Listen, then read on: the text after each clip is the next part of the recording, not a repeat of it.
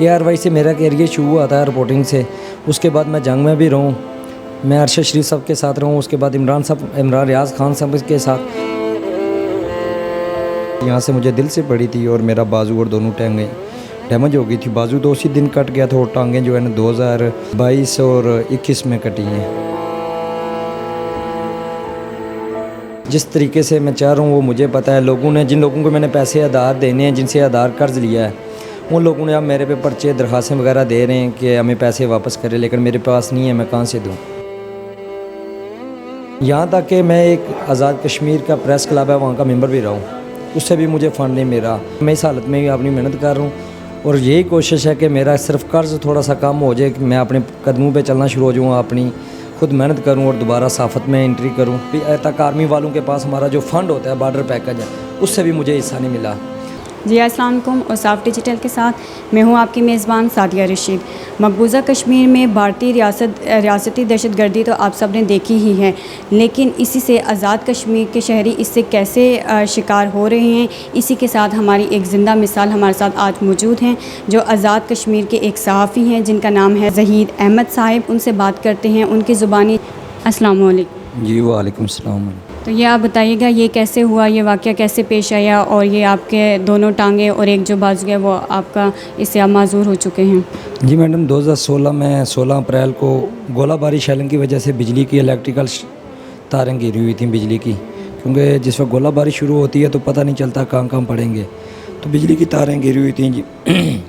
तो हम कवरेज पे थे, तो बिजली की शार लगने की वजह से शार यहाँ से मुझे दिल से पड़ी थी और मेरा बाजू और दोनों टांगें डैमेज हो गई थी। बाजू तो उसी दिन कट गया था और टांगें जो है ना 2022 और 21 में कटी हैं।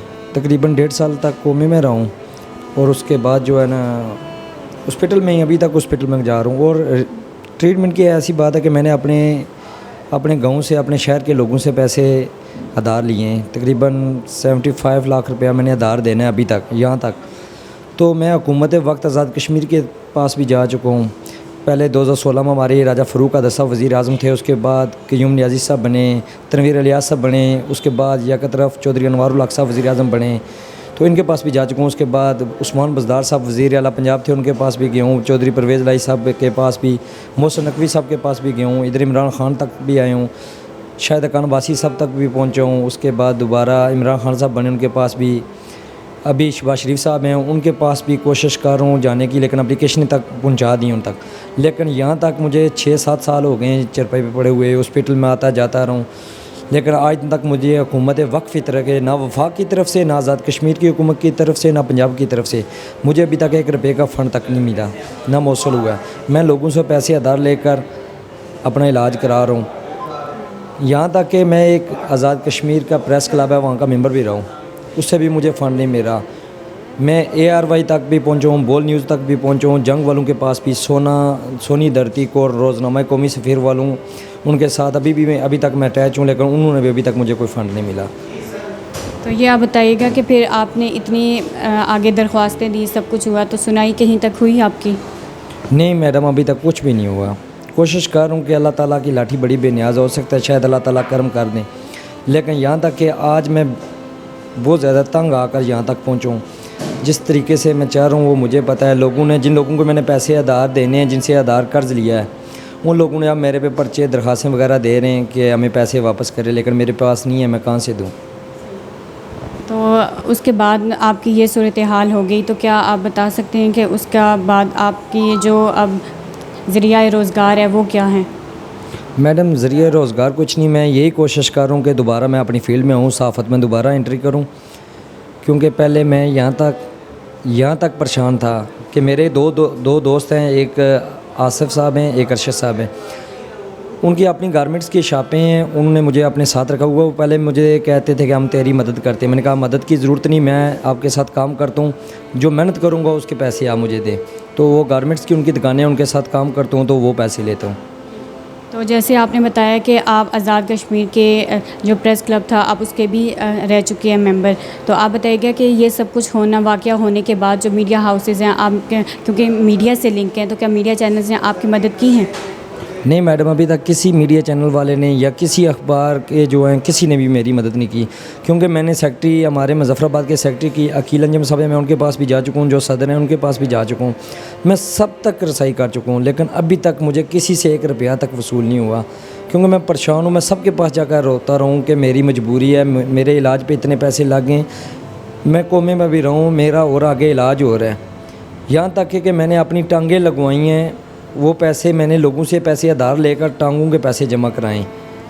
ये FIR में आर्मी का हॉस्पिटल है, ये पिंडी CMH के बैक साइड पे। तो यहाँ तक कि मैं बाजू और टांगों के पैसे भी लोगों से आधार लेकर दिए हैं, तो किसी से भी मुझे कुछ मौसूल नहीं हुआ। अभी आप आज़ाद कश्मीर में ही रह रहे हैं खुद? जी, आज़ाद कश्मीर ज़िला बिम्बर, तहसील स्मानी, ख़ास LOC बॉर्डर लाइन पर रह रहे हैं उधर ही। तो आपके कितने बच्चे हैं? उनकी जो तालीम और तरबियत है, उनका अखराजात कौन उठाता है फिर? मैडम खुद ही उठा रहा हूँ। एक बेटी थी, अल्लाह ताला को प्यारी हो गई है। अब 2 छोटी सिस्टरें हैं, वालदा और वालिद हैं, और मैं हूँ, और एक छोटा भाई है। मैं खुद ही कर रहा हूँ, कफ़ालत कर रहा हूँ फैमिली की, क्योंकि अपनी मेहनत करता हूँ, मेहनत करके कर रहा हूँ। ये मुश्किल नहीं है माँ बाप को पालने के लिए या उनके साथ हम रहते हैं, ये मुश्किल नहीं है।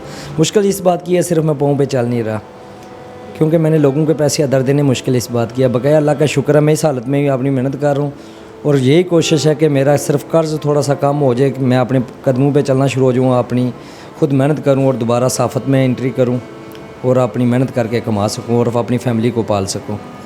जो आप बता रहे हैं कि अपना जो आपका करियर था वो सहाफ़त से आपने शुरू किया, तो सहाफ़त में आपने कितना अरसा गुजारा? मैंने तकरीबन मैडम 18 साल गुजारे हैं। ARY से मेरा करियर शुरू हुआ था रिपोर्टिंग से, उसके बाद मैं जंग में भी रहूँ, मैं अरशद शरीफ साहब के साथ रहूँ, उसके बाद इमरान रियाज़ खान साहब के साथ, उसके बाद मैंने आस्ता आस्ता जो है फिर जंग में गया हूँ, उसके बाद रोज़नामा कौमी सफ़ीर सोनी धरती वालों के साथ रहूँ। अभी तक उनके साथ टैचू मुल्तान वालों के साथ, जो रोज़नामा कौमी सफ़ीर वाले, उनके साथ टैचू। मैडम ट्रीटमेंट तो प्रॉपर हो चुका है, सिर्फ आप टांगें भी लग चुकी हैं, बाजू भी लग चुका है। आप सिर्फ चाह रहा हूँ क्योंकि दोबारा ऑपरेशन कराना है। ये देखें, ये टांग में ये पस पड़ गई है, तो अब दोबारा जो है ना ये ऑपरेशन ऑपरेट कराना है, उसके बाद जो है इंशाल्लाह। तो बकाया यही है कि मेरी सबसे गुजारिश है, और वफाक हुकूमत वज़ीर-ए-आज़म पाकिस्तान जनाब शहबाज शरीफ साहब से मेरी गुजारिश है, अपील है। अमूर कश्मीर जनाब कमर ज़मान कायरा साहब से भी मेरी अपील है। वज़ीर-ए-आज़म आज़ाद कश्मीर रियासत के जो वज़ीर-ए-आज़म हैं हमारे चौधरी अनवारुल हक साहब, उनसे अपील है, और हमारे जो सदर है आज़ाद कश्मीर रियासत जम्मू कश्मीर के बैरिस्टर सुल्तान महमूद साहब, उनसे अपील है। और बिलखसूस आर्मी से मेरी अपील है, जनरल आसिम मुनीर साहब से, चीफ़ ऑफ आर्मी स्टाफ से, कि सर हमारा जो बॉर्डर पैकेज है, हमारा बॉर्डर पैकेज जो होता है उससे भी मुझे अभी तक आर्मी वालों के पास हमारा जो फ़ंड होता है बॉर्डर पैकेज है, उससे भी मुझे हिस्सा नहीं मिला। और जो मेरी बिलखसूस chief of army staff general Munir साहब से, आसिम मुनीर साहब से मेरी अपील है कि सर मेरा जो फ़ंड है, ज़ाती फ़ंड बनता है, मेरा हिस्सा बनता है, सर वो मुझे देगा, मेरी मदद करें कि मैं अपना कर्ज़ा उतार सकूं। एक सहाफ़ी जो होता है वो एक कौम की आवाज़ होता है, लेकिन आज एक सहाफ़ी ख़ुद ही इसी का शिकार है। आज उसको मदद की ज़रूरत है, उसकी मदद के लिए कोई भी नहीं आ रहा। उन्होंने काफ़ी ज़्यादा अपील्स भी की हैं, और हुकूमत पाकिस्तान से भी दरख्वास्त है, और जो आज़ाद कश्मीर की हुकूमत है उससे भी दरख्वास्त है कि इनके प्रॉपर मदद की जाए, और उनके जो कर्ज़ है वो अदा किया जाए, और उनके जो अखराजात हैं वो भी बर्दाश्त किए जाएँ। और ये अपील करते हैं कि इनकी सुनी जाए, क्योंकि इन्होंने काफ़ी प्लेटफॉर्म्स पर जाके मदद की अपील की है। तो इसका फ़ीडबैक भी ज़रूर दीजिएगा, और आप सबसे गुजारिश है कि इनकी ज़रूर मदद कीजिए। इसी के साथ सादिया रशीद को इजाज़त दीजिए। अल्लाह हाफ़िज़।